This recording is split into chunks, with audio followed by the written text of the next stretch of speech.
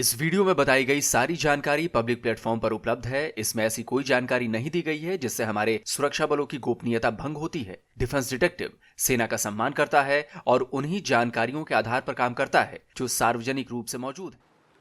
नमस्कार दोस्तों, defence detective के एक और नए एपिसोड में आप सभी का स्वागत है। मैं हूं आलोक। तो भाई, चीन ने कहा है थैंक यू इंडिया, और उसने ना सिर्फ थैंक यू इंडिया कहा है बल्कि उसने इंडियन नेवी की बड़ी तारीफ की है। अब कैसे की है, तो सबसे पहले मैं आपको एक तस्वीर दिखाता हूं। जरा इस तस्वीर को देखिए। इस तस्वीर में आपको एक शिप नजर आ रहा है, इसके ऊपर आपको एक हेलीकॉप्टर भी दिख रहा है। यह बहुत बड़ा कार्गो कंटेनर शिप है। इस बल्क कैरियर का नाम है योंगशेनमेन, और इसके ऊपर ये जो हेलीकॉप्टर आपको दिख रहा है, ये भारतीय नेवी का हेलीकॉप्टर है। अब मैं आपको एक और दूसरी तस्वीर दिखाता हूं, इसी का अगला पार्ट है। हेलीकॉप्टर के नीचे आपको एक शख्स लटका दिखाई दे रहा होगा। ये इंडियन नेवी का जवान है, और इसके साथ एक स्टील केज जो दिख रही होगी, अभी तो थोड़ी क्लियर नहीं है, मैं आपको क्लियर भी दिखाऊंगा। उसमें एक शख्स है जिसकी जान बचाई गई है, जिसका रेस्क्यू किया गया है। रेस्क्यू किया गया ये शख्स चीनी नागरिक है। चलिए, उसका मैं आपको वीडियो दिखाता हूं, जब इसे शिप से जहाज में, मतलब हेलीकॉप्टर में एयरलिफ्ट किया गया इंडियन नेवी के जवान के द्वारा। देखिए जरा इस वीडियो को।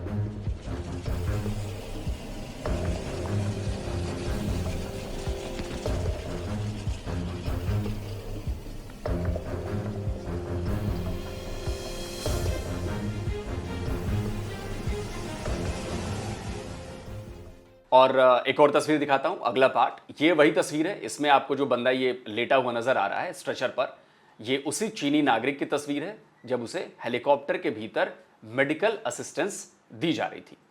तो देखिए, भारतीय नेवी ने इस पूरी घटना की, इस पूरे रेस्क्यू मिशन की जानकारी अपने ट्विटर हैंडल पर दी है, और बड़े विस्तार से उन्होंने इसकी पूरी जानकारी दी है। बताया है कि 23 जुलाई को इस बल्क कैरियर ने स्ट्रेस सिग्नल भेजा। इसे मुंबई के मैरीटाइम रेस्क्यू कोऑर्डिनेशन सेंटर ने रिसीव किया। ये जो सिग्नल था, इसे वहां पर रिसीव किया गया, और मुंबई से करीब 370 किलोमीटर दूर से यह सिग्नल आया था। इसमें बताया गया कि 51 साल के मरीनर का गंभीर इंजरी की वजह से बहुत ज्यादा ब्लड लॉस हो चुका है, यानी कि खून बहुत ज्यादा निकल चुका था इसका। मैसेज रिसीव होते ही फौरन रेस्क्यू ऑपरेशन लॉन्च किया गया। सुबह के 5:50 पर इंडियन नेवी के एयर स्टेशन INS शिरका से फौरन रेस्क्यू टीम को रवाना किया गया। अच्छा देखिए, मौसम बहुत खराब था। इसमें हवा की रफ्तार जो थी वो 45 नॉट्स थी, यानी कि अगर मैं इसे किलोमीटर में तब्दील कर दूं तो हवा की रफ्तार करीब 83 किलोमीटर प्रति घंटा थी, और इसकी वजह से हेलीकॉप्टर के द्वारा वहां जाना बहुत रिस्की काम था। हेलीकॉप्टर क्रैश भी हो सकता था, लेकिन इसके बावजूद हमारी इंडियन नेवी की टीम जो है वो हेलीकॉप्टर के साथ रेस्क्यू करने गई। अब चूंकि हवा इतनी तेज थी कि शिप के डेक पर हेलीकॉप्टर को उतारा नहीं जा सकता था। अगर कोशिश की जाती, हेलीकॉप्टर क्रैश हो जाता, मामला और बिगड़ जाता। तो किया गया कि भाई पेशेंट को एयरलिफ्ट किया जाएगा। फिर वो केज गिराई गई नीचे, उसमें चीनी मरीनर को उसमें डाला गया, फिर नेवी का जवान गया और उसके साथ उसको ऊपर लेकर आया, और सही सलामत उसे एयरलिफ्ट कर लिया गया, और फिर इसे अस्पताल पहुंचाया गया जहां ये बिल्कुल ठीक है। अच्छा जी, तो भारत में चीन के जो एम्बेसडर हैं, उनका नाम है शू फेइहोंग, ये उनका ट्विटर हैंडल है। यहां उन्होंने इंडियन नेवी के द्वारा पोस्ट किए गए वीडियो और फोटोज को कोट करते हुए भारत और भारतीय नेवी की तारीफ की।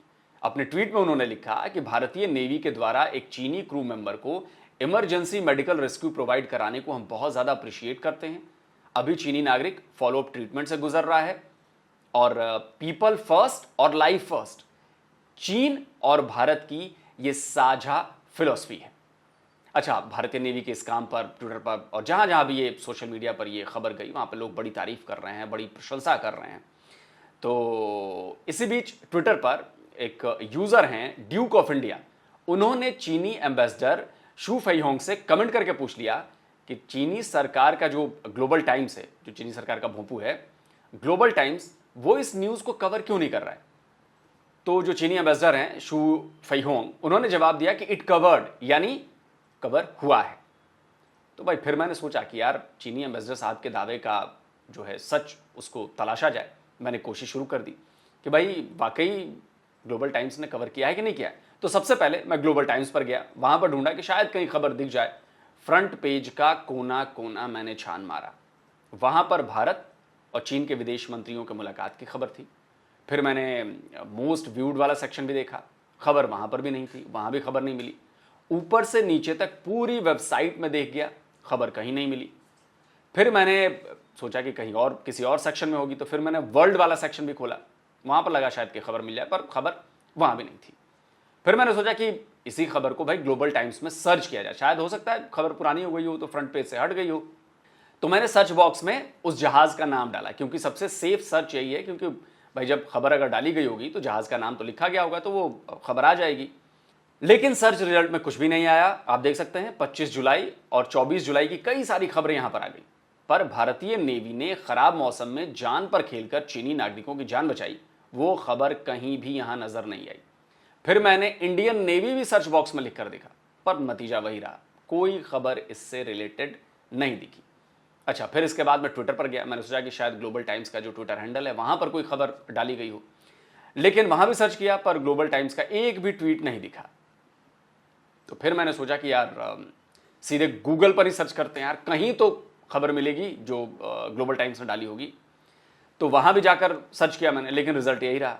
पिछले 24 घंटे का ऑप्शन भी डाला कि शायद कहीं कुछ मिल जाए, पर खबर नहीं मिली। हाँ, टाइम्स ऑफ ओमान उसने ये खबर लगाई हुई थी, वो मुझे दिखी वहां पर पिछले 24 आवर्स में, और एक दूसरी वेबसाइट पर भी थी, वहां भी ये खबर जरूर मिली, पर ग्लोबल टाइम्स पर यह खबर नहीं हुई। तो भाई अब इसका मतलब क्या निकालूं कि मतलब चीनी एम्बेसडर ने कमेंट करके जो बताया कि जी कवर हुआ है, ग्लोबल टाइम्स ने कवर किया है, तो भाई अगर कवर किया होता तो कहीं ना कहीं ग्लोबल टाइम्स के नाम पर खबर तो ज़रूर आती। सर्च किया मैंने, लेकिन खबर आई नहीं। और भाई जब तक मैंने सर्च किया तब तक खबर नहीं थी। अब इसके बाद खबर पब्लिश कर दी जाए, आ जाए, फिर बाद में सर्च आने लगे तो आप लोग कहने लगेंगे जी खबर तो थी, लेकिन अभी तक की रिसर्च के मुताबिक खबर नहीं है ग्लोबल टाइम्स पर। मैं ये क्लियर करता हूँ, और जो सबूत अब तक मुझे मिले हैं उसके मुताबिक तो भाई चीनी एम्बेसडर साहब का जो दावा है वो सही नहीं लग रहा है। तो जाहिर है, एक तरफ जहाँ एलएसी पर इतना तनाव है, दोनों देशों की सीमाएं करीब 3 साल हो गए हैं एक दूसरे के सामने डटी हुई हैं, तो वहाँ पर अगर ग्लोबल टाइम्स ऐसी पॉजिटिव न्यूज़, वो भी भारत के बारे में नहीं, इंडियन नेवी के बारे में, अगर वो अपने वेबसाइट पर छापेगा और चीन के लोग पढ़ेंगे, तो फिर तो चीनियों के मन में भारत के प्रति एक पॉजिटिव इमेज चली जाएगी ना। फिर वो तो दुश्मन वाली इमेज रहेगी नहीं कि भाई दुश्मन होती तो हम क्यों मदद करते, लेकिन हमने मदद की। तो अंग्रेजी में तो खैर बाहर चल जाता है, ट्विटर वहाँ पर बैन है, तो भाई चीनी लोग ट्विटर भी नहीं फॉलो करते, ग्लोबल टाइम्स को फॉलो करते हैं, वहाँ पर खबर अभी तक छपी नहीं। शायद इसीलिए एम्बेसडर साहब ने चुपके से ये कमेंट का जवाब देकर कि नहीं खबर हुआ है, और अपना पल्ला झाड़ लिया। तो भाई अब हम भी ऐसे ही डिटेक्टिव थोड़ी ना बने बैठे हैं यार, यहाँ पे हम भी लाइन बाई लाइन ढूंढते रहते हैं कि कुछ ना कुछ कोई एक तार मिले, तो वो तार मिल गया। और अभी तक ग्लोबल टाइम्स पर इंडियन नेवी के इस शानदार रेस्क्यू ऑपरेशन जो उसने 51 साल के चीनी नागरिक का किया है, अपनी जान पर खेलकर, खराब मौसम के बाद भी, वो खबर नहीं है, और मुझे लगता नहीं कि आएगी। फिर मैं कहता हूं कि अभी तक की सर्च में, अब तक जब तक मैं सिस्टम पर बैठकर सर्च कर रहा हूं, अब तक खबर नहीं आई है। बाद में आ जाए मैं बता नहीं सकता, लेकिन अभी तक खबर नहीं आई। तो दोस्तों आप क्या कहेंगे, इस खबर को ज्यादा से ज्यादा फैलाइए भाई, एम्बेसडर साहब तक पहुंचाइए कि भाई कहां है ग्लोबल टाइम्स का वो लिंक, बताइए ना कहां कवर हुआ है। जल्द मिलता हूं एक और नए वीडियो के साथ। नमस्कार, जय हिंद।